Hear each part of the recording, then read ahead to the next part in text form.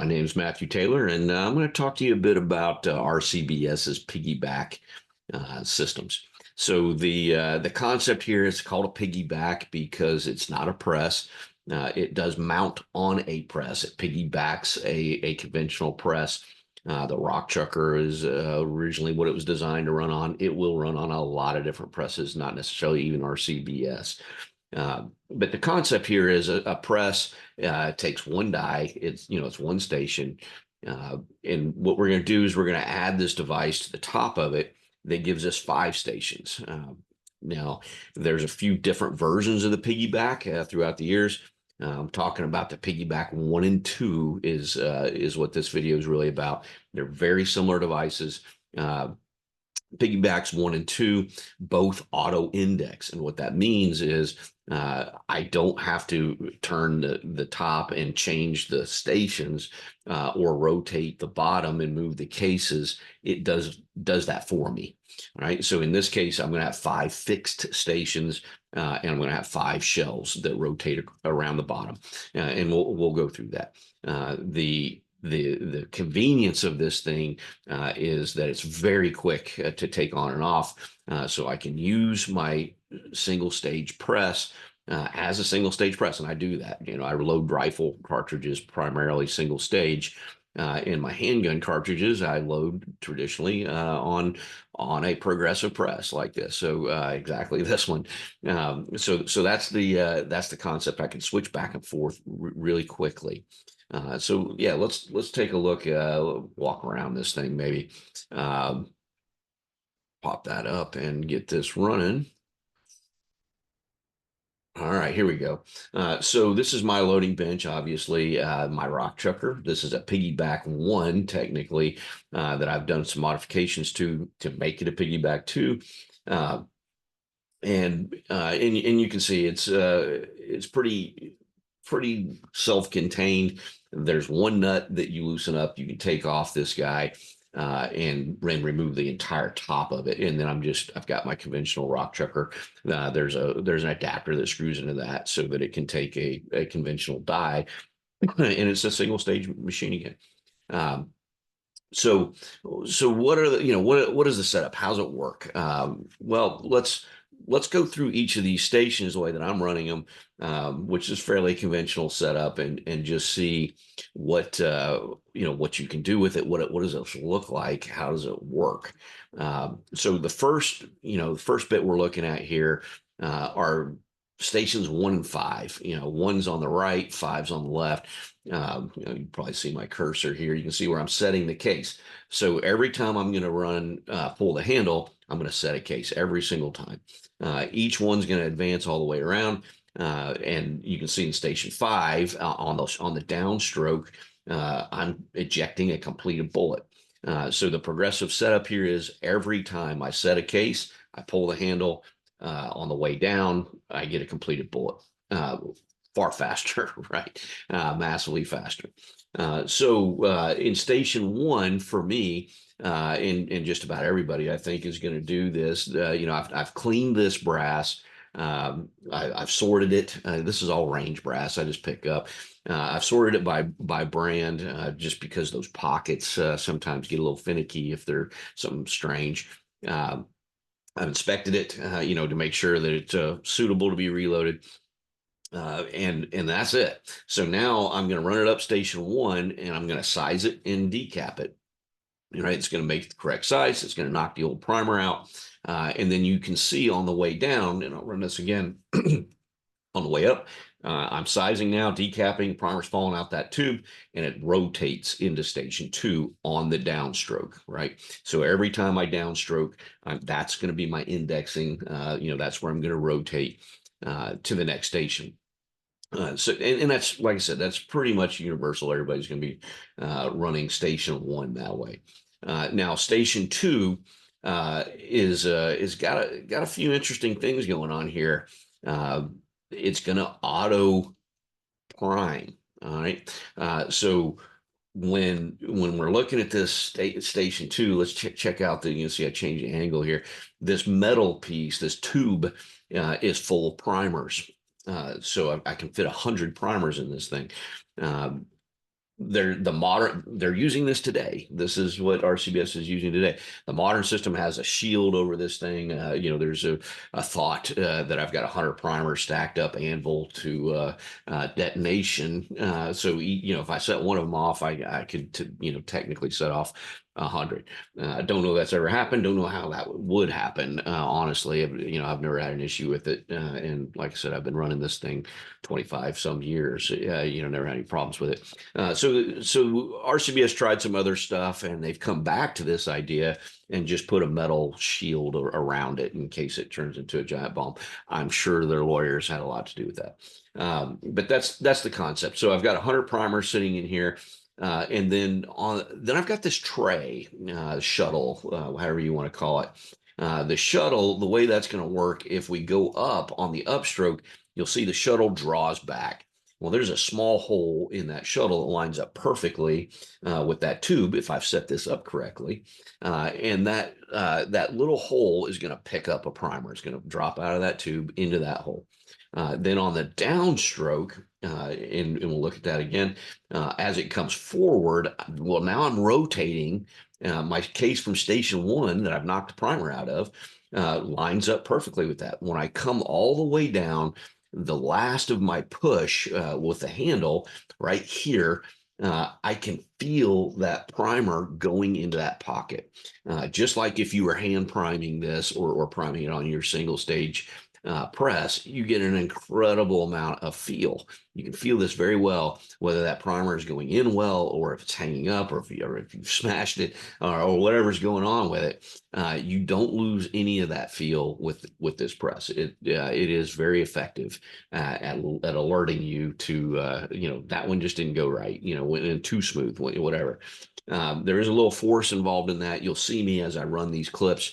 Most of the time, I take my second hand and kind of hold on to the back of the press there to get a little leverage as I push forward with that handle and get a nice seat. Do I have to do that? Probably not. It's just one of those habits I've had. This is one of the more secure mounts I think I've used. I've had some pretty shady stuff, some C clamps holding it down, stuff like that, so I can use that workbench for other things pretty quickly. And so that's the concept on station 2 is on the downstroke. I am going to seat that primer. Now on the upstroke, you can see my station 2 has no die in it. Well, traditionally you'd put an expander die there. That's what would go there. I don't need it on this setup, but that would be, that'd be fairly conventional to find that.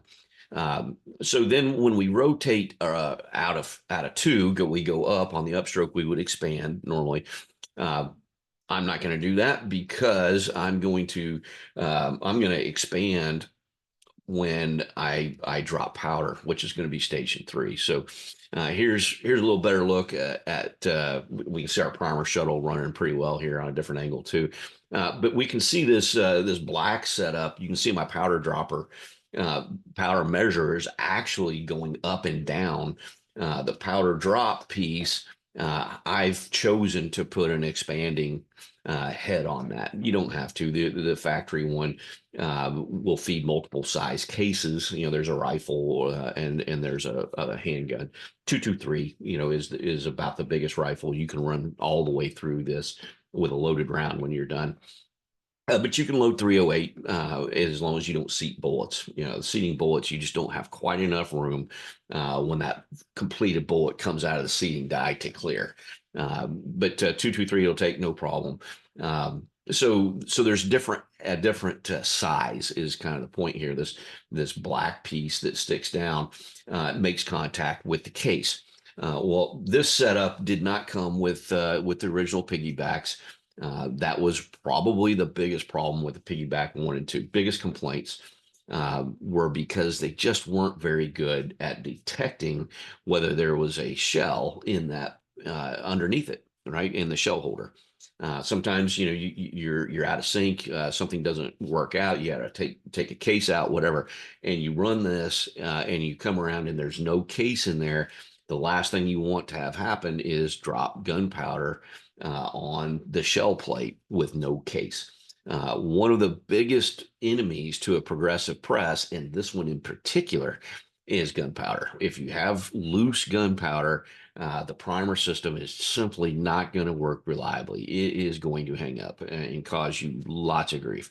The indexing is no longer going to work right. You're going to, your cases won't even sit in the plate correctly and line up with their dies. You're going to have really serious problems if you have gunpowder that has gotten into this system. So, keeping it clean is a requirement. It's not a nice thing to do. It's not a best practice. It is mandatory.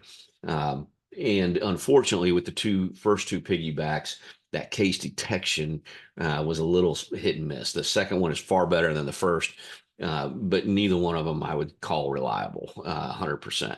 So the later systems, the Pro series they're running today, our RCBS is what they're selling today, is what I've got mounted here. It's a case detection system that is perfect. It has not let me down. It has 100% detected whether or not I had a case. It's dropped a charge every single time there's a case, and it has not dropped a charge when there is not a case. I would strongly recommend, if you're looking at this system, that you get this setup or a setup similar to it. There's a few other brands that make things that'll screw right on. It doesn't have to be RCBS. That uses this case detection. You can see this case goes up and pushes on that piece that engages the linkage, so it can't push it high enough without the case to drop gunpowder. It's really the answer that they should have come up with 25, 30 years ago, and these would be really popular. Unfortunately, because they weren't, they kind of developed a bad name for not indexing very well, and a lot of other things. It was all related to the primer system not being set up correctly or dropping gunpowder when there simply wasn't a shell there. All right, so that's station three. When we go on to station four, we got some options here. And by the way, I do run the gunpowder in station two with some loads. It works fairly well. So station four for me on this setup, and what I'm showing you today, is a bullet feeder. That's what I've landed here. This is RCBS's, but everybody makes one. Lee's got one, whatever.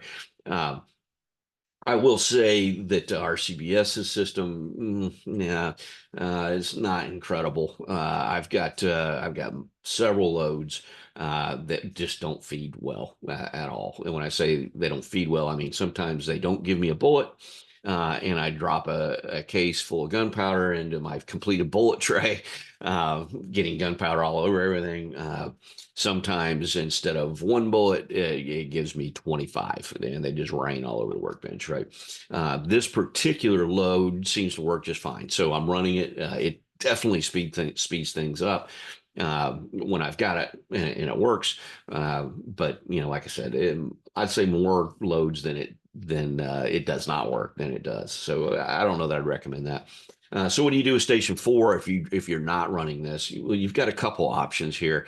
One is a powder detector, to make sure that you got a full charge. I do use that for 223s when I run rifle through here. I can't see down into that case ever, so I definitely want that little rod to come up and show me exactly what that charge looks like. A lockout die would be another one, but so many things that go wrong with this kind of lock it out. I don't think that's the right application here. You just won't know which, right? I want to see the thing move up and down, and it's part of using the press. You get to where you have to physically look to make sure things are working. One of them is you got to look at that primer tray and make sure that you've got a primer in it, right, as that case is coming on top of it. Second one is I'm always going to look as I'm pulling that handle. I'm going to look up and watch the linkage on my powder measure and be sure that it is fully engaged and drops a full charge. And if I'm running a powder checker, that would be the third thing I'm looking at is it the right size charge for that last case? Did it line up? Did it throw a little bit short? I've never seen a double charge on this system. It's possible, so that's probably what I'd be looking for as well. That's probably the better use of station four. The other way you could do this, if you use a sizing die, I'm sorry, a bullet cedar die and a crimp die, separately, which I've done many times. Well, here you go. 4 is going to be your bullet seeder. And then 5 would be your crimper, right? I'm doing them both in one die, so I don't need that on 5. But that's kind of how 5 could be, or 4, excuse me, could be used. Run that again real quick, and then we'll move on. This is pretty much it. You've seen 5. 5 was on that first clip. I'll run it again here just to complete the assembly. So I go up into 4, pick up my bullet, and then as I come around, oh well, my video's not wanting to load. Here we go. As my bullet, you can see it's going to come out of here. It's going up with no bullet. It's coming out with bullet here. It's going to drop into station 5. We're going to go up and we're going to seat that bullet and go ahead and crimp, and then it will auto eject into my tray. That's it. So that's the piggyback.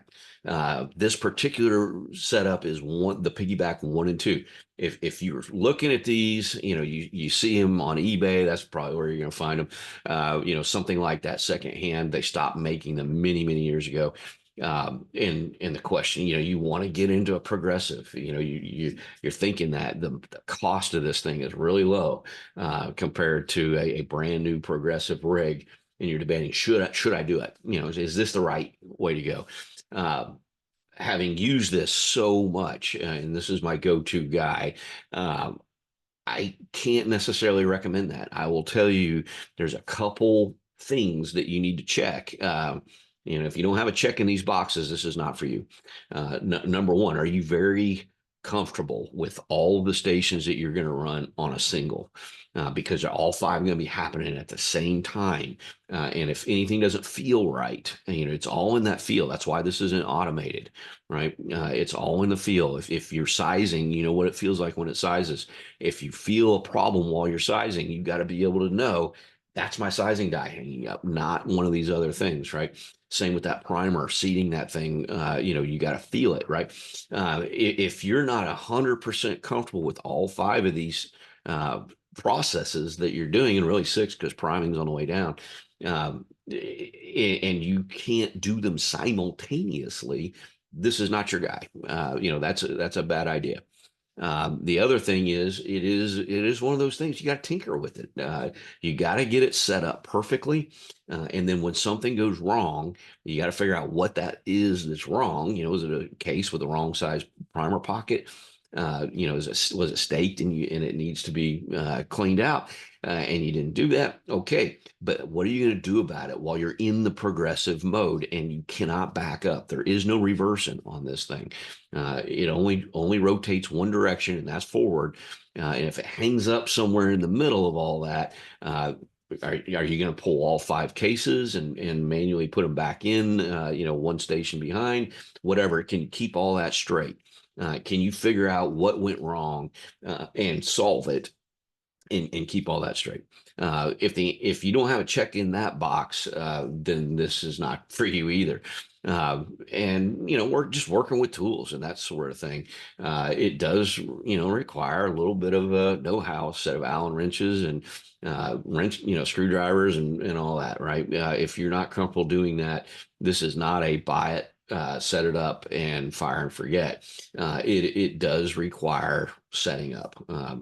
There's a little bearing that fit in this thing that helps it index. And I remember reading the instructions, when I was pretty young, going, I don't know what this means. They want me to stake it in, right?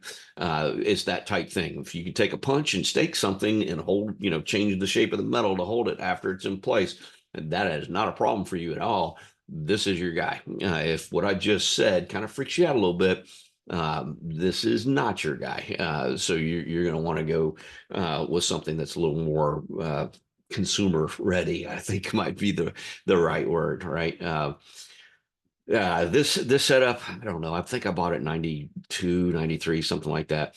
That's their age. In the the piggyback one, and earlier than that, even I just wasn't old enough to make bullets back then. So, they've been around a long time. They stopped making the two. They went to a three that doesn't progress on its own. You have to manually rotate it because they had so many problems with that, with it hanging up and people, not dealing with that very well.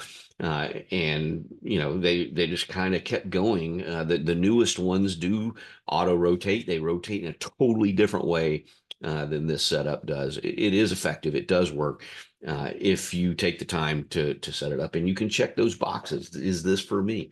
If it's not, don't waste your $100 or whatever, $150 on this guy used somewhere that someone else has been really aggravated with. It's been sitting in a box for 20 years because they never really got it running right. So that's the piggyback system 1 and 2s. Have a good day.